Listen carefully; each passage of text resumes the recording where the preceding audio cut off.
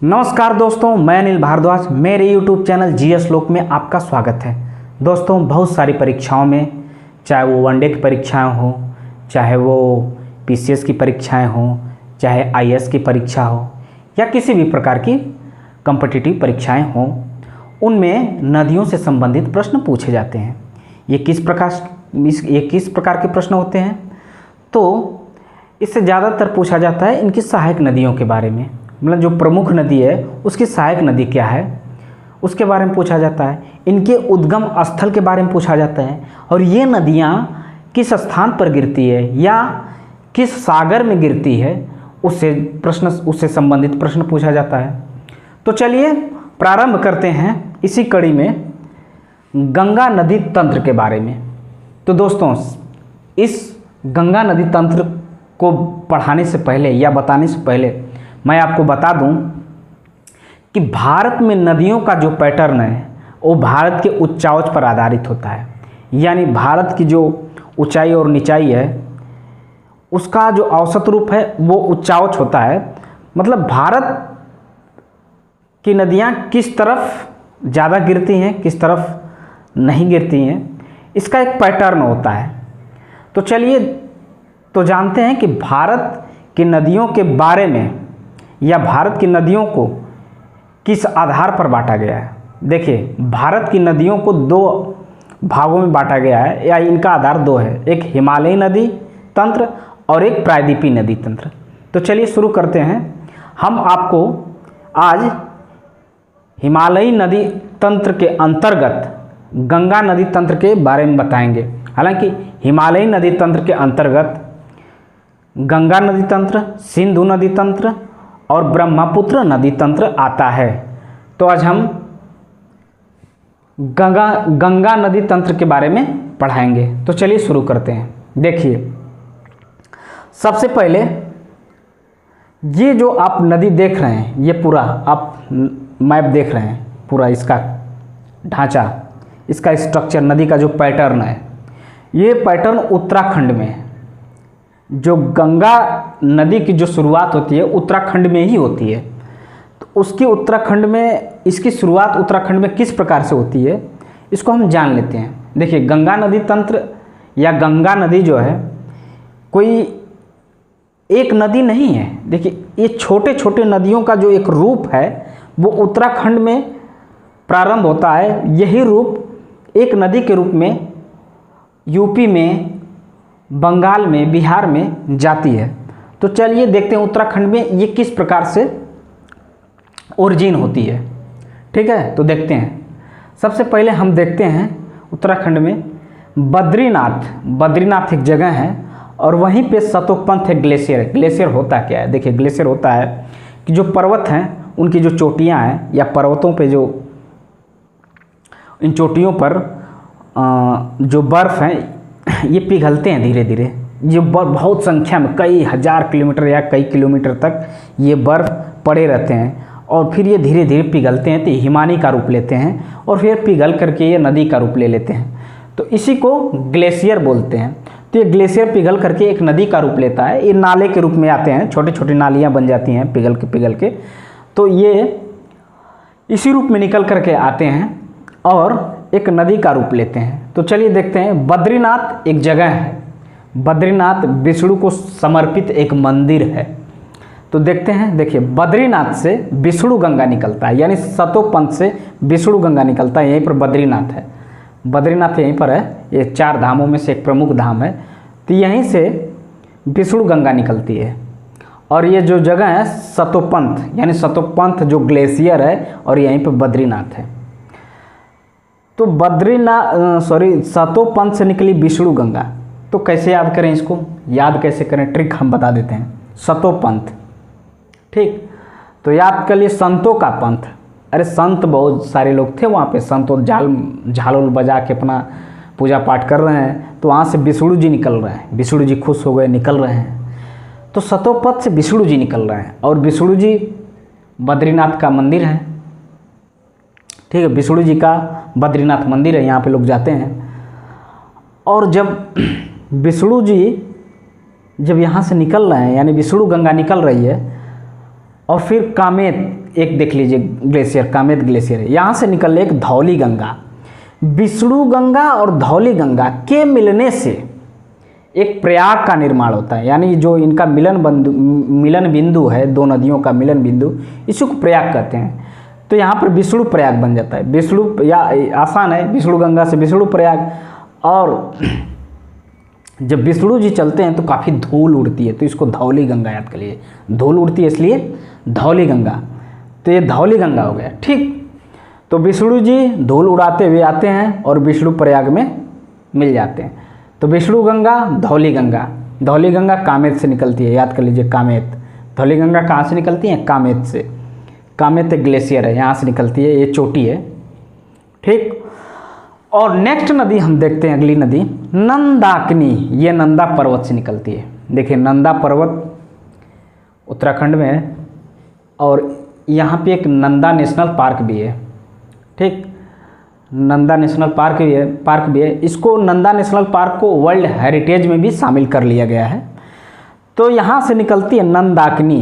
देखिए नंदाकिनी, ठीक, आसान है। नंदाकिनी, जो नंद है ना, नंदी जो गाय है, किनकी? शिव जी की जो नंदी गाय है, उससे याद कर लीजिए नंदाकिनी, ठीक। नंदाकिनी निकलती है तो मिलती आगे जा कर के, देखिए हम बता देते हैं, जब ये विष्णु गंगा और धौली गंगा जब आगे बढ़ती है विष्णु प्रयाग से, यानी यहाँ पे मिलती है तो विष्णु प्रयाग हो जाता है। जब विष्णु प्रयाग से आगे आती है तो ये अलकनंदा कहलाती है।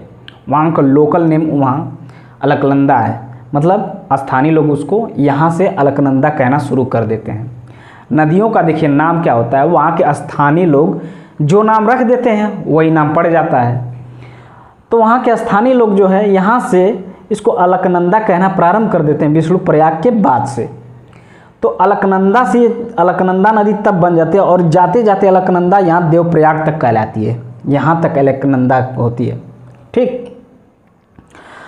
तो नंदा देवी से नंदाकिनी निकलती है और नंद प्रयाग में जाके मिलती है, यहाँ नंद प्रयाग हो जाता है। आसान है इसको याद करना, ठीक।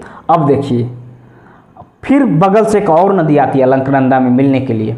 अब आ रही है दौड़ के एक नदी और मिलने के लिए, भैया अलकनंदा निकल गई और फिर एक नदी आ रही है पिंडारी। तो याद कर लीजिए पिंडारी कैसे याद होगा। देखिए जब पिंडारी नदी जा रही है तो जब अलकनंदा से मिल रही है तो इसका नाम जो है पड़ गया यहाँ पे कर्णप्रयाग। जब यहाँ मिली तो इसको लोगों ने कर्णप्रयाग कह दिया। पिंडारी एक जनजाति होती है। अब पिंडारी देखिए, पिंडारी जनजाति है, जनजातियाँ कभी अगर उग्र रूप धारण कर ले या विद्रोह कर दे तो कर्ण क्या करते हैं, पिंडार नदी जब यहाँ से चलती है तो पिंडारियों ने तो कर्ण क्या करते हैं, इनको मारते हैं, कि पिंडारियों को मारते हैं कर्ण, नरसंहार करते हैं कर्ण, ठीक हो गया। चलिए आगे। अब इधर से देखिए एक नदी और आ रही है केदारनाथ से, यानी चौराबाड़ी से। चौराबाड़ी ग्लेशियर है, अब हमने बताया था ग्लेशियर है जो पिघल कर, जो बर्फ़ है और पिघलती है तो ग्लेशियर का रूप लेती है। तो चौराबाड़ी से निकल कर आती है मंदाकिनी। देखिए मंदाकिनी आपको याद ना होगा तो मैं बता दूं, एक एक्ट्रेस है मंदाकिनी, राम तेरी गंगा मैली में उसका रोल है, गाना भी है राम तेरी गंगा मैली हो गई, आप चाहें तो यूट्यूब पे देख लीजिए। मंदाकिनी आप देखेंगे तो याद हो जाएगी कि हाँ वो मंदाकिनी एक्ट्रेस है। तो मंदाकिनी गई कहाँ घूमने, केदारनाथ, और चौराहे पे खड़ी है, चौराबाड़ी मतलब चौराहे पर, चौराबाड़ी पे खड़ी है, चौराहे पर खड़ी है और केदारनाथ दर्शन करने गई है। केदारनाथ हालांकि शिव को समर्पित मंदिर है, तो वहाँ काफ़ी लोग श्रद्धालु लोग जाते हैं। और ये तो चारों धाम, बद्रीनाथ तो चारों धामों में से एक धाम है। तो मंदाकिनी यहाँ पे निकलती है। जो देखिए जब मंदाकिनी निकलती है, मंदाकिनी आते आते रुद्र रूप धारण कर लेती है मंदाकिनी, ठीक। केदारनाथ से आती है, दर्शन करती है, दर्शन करने के बाद जब थक जाती है ये तो धीरे धीरे रुद्र रूप धारण कर लेती है। रुद्र रूप धारण करती है तो यहाँ पर हो गया रुद्रप्रयाग, ठीक। मंदाकिनी मिलती है तो रुद्रप्रयाग हो गया। फिर अलकनंदा आगे बढ़ती है। अब यहाँ का पानी, मंदाकिनी का पानी लेकर के धीरे से चलती है। अलकनंदा अपना पानी लेती है, फिर ये मंदाकिनी का पानी लेती है, यानी जल लेती है, आगे चलती है। तब देखिए क्या होता है। अब देखिए इधर से गंगोत्री, आपने सुना होगा, बहुत लोगों ने सुना होगा कि गंगा गंगोत्री से निकलती है। हालांकि गंगा का पैटर्न तो बहुत बड़ा है, इसमें काफ़ी नदियाँ छोटी छोटी मिल करके आती हैं। तो गंगोत्री से जो मुख्य नदी निकलती है ये है भागीरथी, ठीक, भागीरथी। और उसी की बगल से खतलिंग, क्या है ये, ग्लेशियर है, ये भी गंगोत्री ग्लेशियर है। खतलिंग ग्लेशियर से कौन सी नदी निकलती है, भीलांगना। भीलांगना और भागीरथी का जो मिलन बिंदु है, इसी पर एक टिहरी बांध बना दिया गया है। यानी ये जो दोनों नदियाँ मिलती है जहाँ पर, यहाँ पर बन गई टिहरी बांध, ठीक, यहाँ पर टिहरी बांध बन गई। और फिर उसके बाद जब टिहरी बांध से आगे ये नदी चलती है तो जाकर मिलती है कहाँ पे, देवप्रयाग पर। ये देवप्रयाग पर आकर मिल जाती है। और फिर देवप्रयाग के मिलने के बाद ये नदी सबसे पहले हरिद्वार में, यानी मैदानी इलाके में हरिद्वार में ही उतरती है। तो फिर हरिद्वार के बाद ये यूपी में जाती है। तो चलिए एक बार रिवीजन कर लेते हैं, ठीक, रिवीजन करते हैं। चलिए देख लेते हैं। हमने आपको बताया था कि ये जो विष्णु गंगा और धौली गंगा के मिलने से विष्णु प्रयाग बनता है। और विष्णु गंगा कहाँ से निकली है, बद्रीनाथ से और संतोपद से, जहाँ संत लोग हैं। और ये कहाँ जो संत लोग हैं यहीं से विष्णु गंगा निकलती है। फिर कामेत से निकलती है धौली गंगा। जब विष्णु आते हैं तो धूल उड़ जाता है, तो धौली गंगा और विष्णु गंगा के मिलने से विष्णु प्रयाग बन जाता है, यानी ठीक विष्णु प्रयाग, याद हो गया।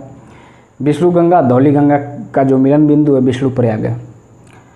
फिर उसके बाद नंदा देवी से निकलती है एक नदी, ठीक, नंदाकिनी, और आकर के कहाँ मिलती है, अलकनंदा में। अलकनंदा में तो कहलाती है नंद प्रयाग। फिर अलकनंदा में एक नदी मिलती है पिंडार नदी, जो कि पिंडारी से निकलती है और वहाँ पे मतलब कर्ण प्रयाग उस स्थान को कहते हैं जहाँ पर मिलती है। चलिए आगे देखते हैं।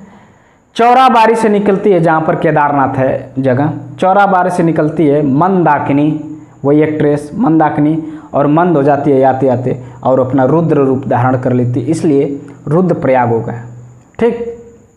हमने बस इसको याद कराने के लिए कर रहे हैं, हम ये नहीं कह रहे हैं कि ये मंद हो जाती है, ये याद कराने के लिए कह रहे हैं, ठीक। फिर उसके बाद अलकनंदा आगे चलती है तो भागीरथी इधर से आती है, गंगोत्री से।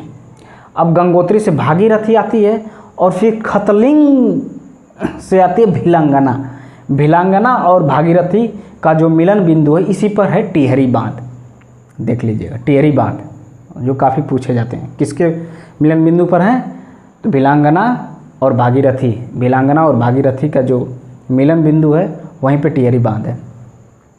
ये नदी जब आगे आती है तो अलकनंदा से मिलती है और यहीं पर देवप्रयाग है। ये काफ़ी पूछा जाता है कि किन दो नदियों के मिलने के स्थान को देवप्रयाग कहा गया है, तो भागीरथी और अलकनंदा।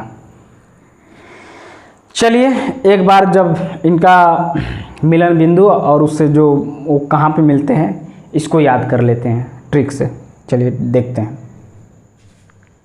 देखिए विष्णु गंगा और धौली गंगा हमने बताया था। विष्णु गंगा और धौली गंगा ये जब दोनों मिलते हैं तो विष्णु प्रयाग कहलाता है। अलकनंदा और नंदाकिनी जब दोनों मिलते हैं तो नंद प्रयाग कहलाता है। अलकनंदा और पिंडार जब मिलते हैं तो कर्ण प्रयाग कहलाता है। अलकनंदा और मंदाकिनी मिलते हैं तो रुद्र प्रयाग कहलाता है। अलकनंदा प्लस भागीरथी मिलती है तो देव प्रयाग कहलाता है। देखिए इसमें कॉमन अलकनंदा 4 जगह पर है, बाकी यहाँ पे विष्णु गंगा और धौली गंगा। जब विष्णु जी चलते हैं धूल उड़ती है तो विष्णु प्रयाग बन जाता है। और अलकनंदा में सारी चीज़ें मिलेंगी, अलकनंदा में नंदाकिनी मिलेगी तो नंद प्रयाग हो जाएगा।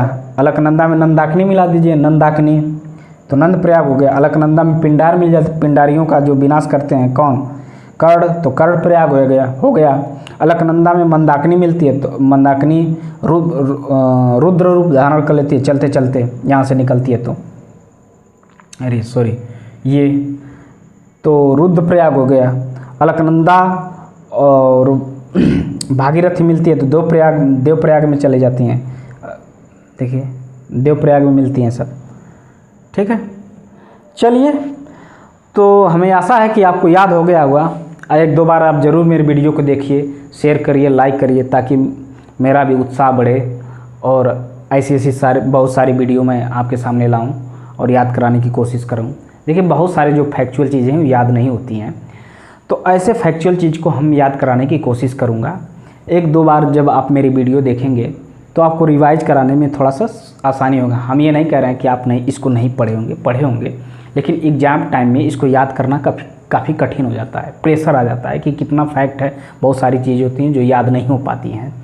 तो बस 10 मिनट या 15 मिनट की वीडियोज़ होती हैं, उसमें आप देख करके उसको याद कर लेंगे, किस प्रकार से कौन कैसे आई है, कैसे मिला है, इनसे काफ़ी प्रश्न पूछे जाते हैं। अब देखिए आगे की वीडियो में हम आपको ये बताएंगे कि ये नदी, इनकी नदी मतलब ये नदी जब आगे बढ़ती है खास करके उत्तर प्रदेश में, तो इसकी कौन कौन से सहायक नदी होती है। फिर ये जब जाती है बिहार में तो इसकी कौन कौन से सहायक होती है। फिर ये नदी थोड़ी सी झारखंड में भी जाती है, जानकारी के लिए बता दूं। फिर उसके बाद आपका पश्चिम बंगाल में जाती है तो उसकी सहायक नदी कौन कौन सी होती है। फिर बांग्लादेश में प्रवेश करती है तो उसकी सहायक नदी कौन कौन सी होती है, इसकी वितरिका कौन कौन सी होती है। फिर ये डेल्टा बनाता है तो किस पैटर्न का बनता है, डेल्टा, इसके डेल्टा पर कौन कौन से द्वीप हैं और भी अन्य फैक्ट हैं। तो इनको याद कराने की मैं एक दो वीडियो में कोशिश करूंगा, ताकि गंगा नदी जो है तंत्र है उसको ख़त्म कर दूं। देखिए भारत में नदियां बहुत अनंत हैं और उनको याद करना काफ़ी कठिन है। तो मैं चाहूँगा कि छोटे छोटे वीडियो में, 2-4 वीडियो में आपको भारत की नदियों के बारे में बता दूं, पढ़ा दूं, ताकि जो नदियों का जो प्रश्न है ये आपका तैयार हो जाए और आपका जो प्रेशर है वो थोड़ा सा कम हो जाए। तो चलिए दोस्तों, अब मुझे इजाज़त दीजिए। ठीक है, नमस्कार।